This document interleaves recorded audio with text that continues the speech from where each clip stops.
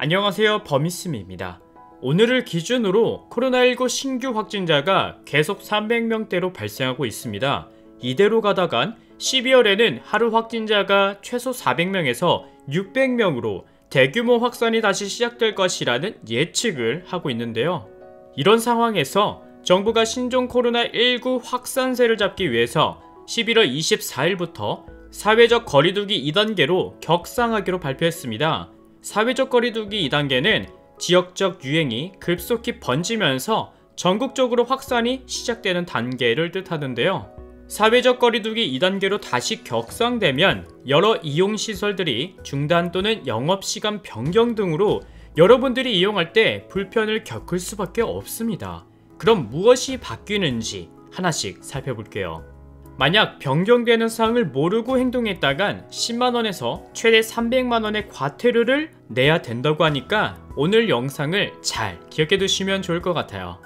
먼저 카페와 음식점입니다. 카페는 영업시간과 관계없이 포장과 배달만 허용이 되는데요. 그러니까 카페 내에서 이제 음료를 섭취할 수 없게 시행이 되고, 음식점은 저녁 9시까지는 홀 안에서 식사하는 등 정상 영업을 할 수 있지만 9시 이후부터는 포장 및 배달만 할 수 있습니다. 정상 영업도 음식점 안에서 식사할 경우 테이블 간 1m 거리두기 또는 좌석 한 칸 띄우기, 칸막이를 설치해야 합니다. 또 무한리필 음식점과 같은 뷔페의 경우는 공용 집게, 접시, 수저 등을 사용하기 전으로 소독제 사용 또는 비닐 장갑을 사용해서 음식을 담아야 합니다. 그리고 헬스장과 같은 실내 체육시설은 2단계 격상됨에 따라 실내에서 음식 섭취가 금지되고 밤 9시 이후부터 운영이 중단됩니다. 그 다음 노래 연습장과 실내 스탠딩 공연장도 저녁 9시 이후부터는 운영이 중단이 되는데요. 노래방의 경우는 시설 면적 4m당 1명으로 인원이 제한되고, 노래 연습장 안에서 음식 섭취는 이제부터 금지가 됩니다. 실내 스탠딩 공연장에서도 스탠딩이 금지되고요. 좌석을 새로 배치해서 운영해야 한다고 해요. 그리고 클럽, 룸살롱 등 유흥주점인 단람주점과 감성주점, 콜라텍, 헌팅포차는 2단계부터 집합 금지로 시행돼서 사실상 영업이 중단됩니다. 그 다음 결혼식장과 장례식장의 경우인데요. 2단계부터는 결혼식장과 장례식장 모두 무조건 100명 미만으로 인원이 제한되도록 변경이 되고요. 영화관과 공연장은 좌석 한 칸 띄우기와 함께 음식 섭취 금지 조치가 내려집니다. PC방도 마찬가지로 좌석 한 칸 띄우기, 음식 섭취 금지 등 같은 조치가 적용되는데요. 만약 PC별 개인 칸막이가 있을 경우는 좌석을 한 칸씩 띄우기를 하지 않아도 되고, 칸막이 안에서 개별 음식 섭취가 가능하다고 합니다. 그리고 독서실과 스터디 카페의 경우도 음식 섭취와 좌석 한 칸 띄우기가 적용되는데, 칸막이가 있는 경우는 크게 상관이 없고요. 단체룸의 경우는 50%로 인원이 제한되며 오후 9시 이후부터는 운영을 중단해야 한다고 합니다. 그 다음으로 놀이공원과 워터파크도 수용 가능 인원이 제한되는데요.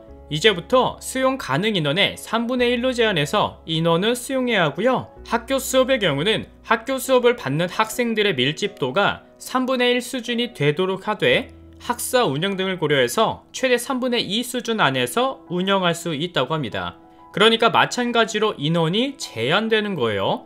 그리고 스포츠 경기 관중 인원도 수용 인원의 10%까지만 허용돼서 인원을 제한하고요. 종교 활동도 좌석수 20% 이내로 인원이 제한되고, 이제부터 모임과 식사도 함께 금지가 됩니다. 마지막으로 미용실이나 이발소는 8m당 1명으로 인원을 제한하거나 2칸 띄우기를 해서 운영해야 합니다. 이 외에도 추가적인 내용이 있습니다. 바로 정부에서 최근 1단계로 다시 유지되면서 외식, 여행 등 내수 활성화 대책인 8대 소비 쿠폰을 다시 재개했었는데요. 이번 사회적 거리두기 2단계로 격상됨에 따라 소비 쿠폰을 다시 중단하는 것을 현재 검토하고 있다고 합니다.